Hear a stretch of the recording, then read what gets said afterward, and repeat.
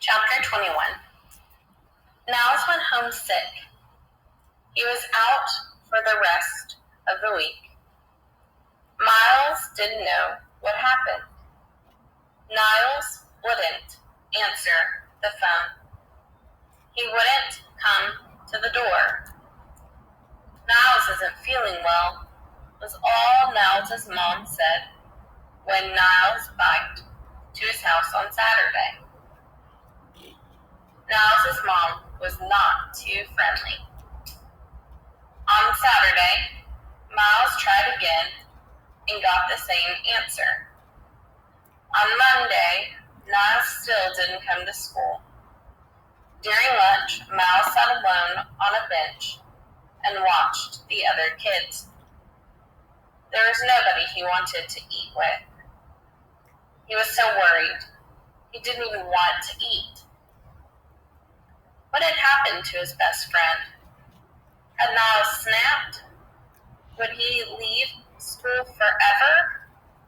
Was he going to transfer to St. Perpetua or get homeschooled or move to another town? And even if Niles did come back, would he stop pranking? Had Principal Invincible broken Niles' spirit? Was this the end of the terrible two? Had the story of these two great pranksters come to an end?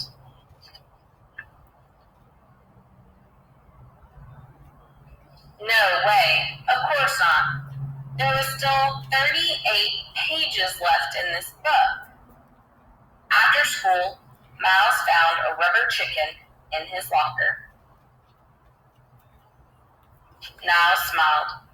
Rubber chickens with secret code were the preferred method of communication between pranksters. Or at least this is something Niles always said.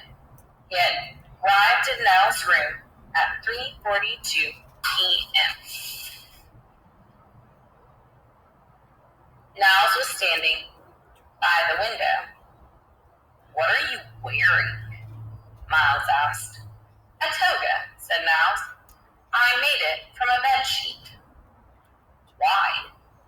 "Because," Niles said, "we're going to talk philosophy." "The philosophy of pranking? Oh boy." "Here," Niles picked up another sheet. "I made one for you too." "I think I'll pass." "But Miles," ever since the founding days of the International Order of Disorder, pranksters have been meeting to discuss the fundamental and ethics of pranking. Wearing togas? Yes, the practice goes back to ancient times. Miles sighed and draped the sheet over his shoulders.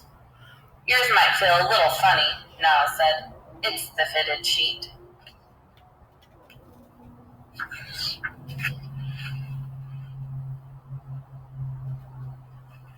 Indeed, Miles had to fiddle with the elastic.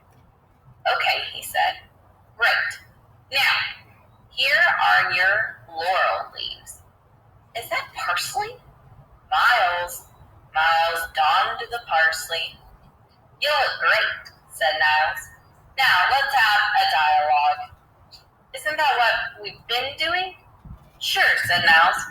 "But in a dialogue, you ask big questions." "Okay," said Miles. "What the heck are we listening to this time?" "The music of Shakespeare's time. Recorded on Elizabethan instruments," said Niles. "Bigger questions, Miles. One whose answers aren't so obvious." Miles rolled his eyes. "Fine. Where have you been all week?" "Playing hooky," said Niles. "It's been great." "Why didn't you tell me?" "Tell you what?" "That you were fine." "Oh, yes. I didn't think of that. Maybe I should have." "Maybe? Definitely."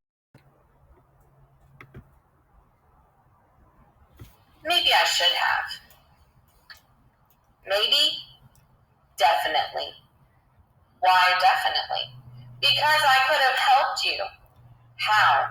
By asking questions.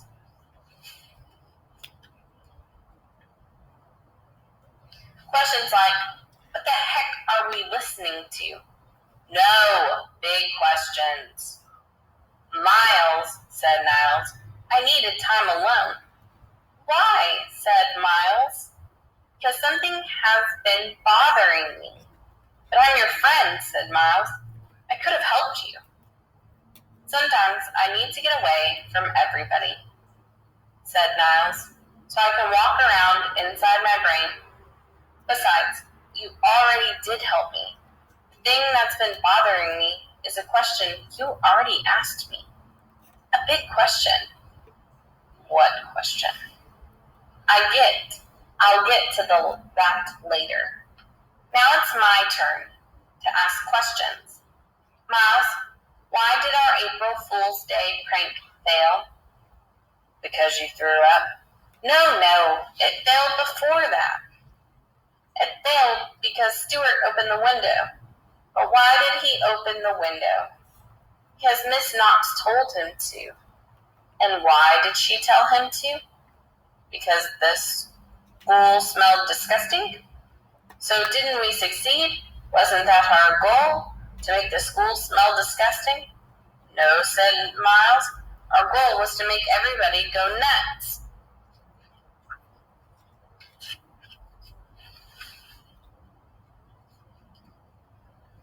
They should have started laughing. There should have been a riot. But they just sat there and did their worksheets. So, said Niles, what could we have done better? Niles thought for a long moment. He was disappointed with his answer. I don't know, he said. I don't think we could have done anything better.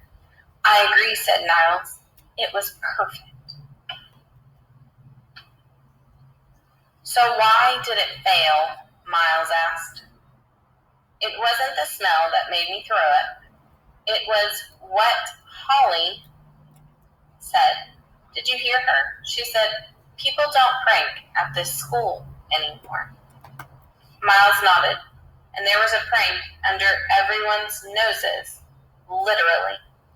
Miles, said Niles, we prank at that school. Niles opened the door to the prank lab. He picked up a piece of chalk. But if there's no reaction, said Miles, there's no prank. Precisely. And if there are no pranks, there are no pranksters. And if there are no pranksters, you're just the new kid, and I'm a weirdo in a sash. You don't even have the sash anymore. Niles nodded grimly. Well, I, for one, don't intend to go back to being just a weirdo. I'm a prankster. So what do we do? Miles asked. Why didn't people react to our prank?